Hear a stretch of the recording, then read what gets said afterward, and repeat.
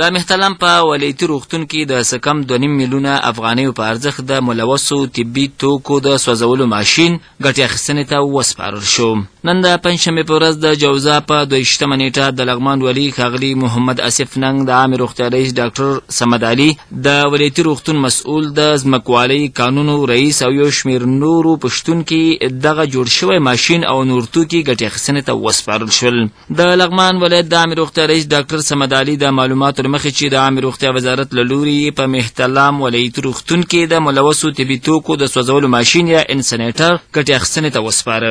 نوموړی وایي د یاد ماشین کې به ټول هغه طبي توکي چې له کار لیدلي او اړتیا ده چې له منځه ولاړ شي دغلته به په خوندي ډول وسوځول شي.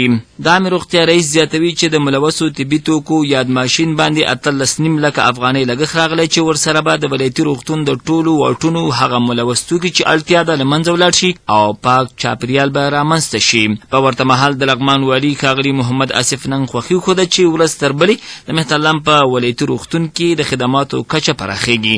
هغه مسؤلینو ته لارښوونه وکړه چې د یاد ماشین او نورو توکو محافظت ته د پاملرنه ولري. نوموړي دغه راز روغتیایي مسؤلینو ته د لا غوره خدماتو د ترسره کېدو سپارښتنې وکړې.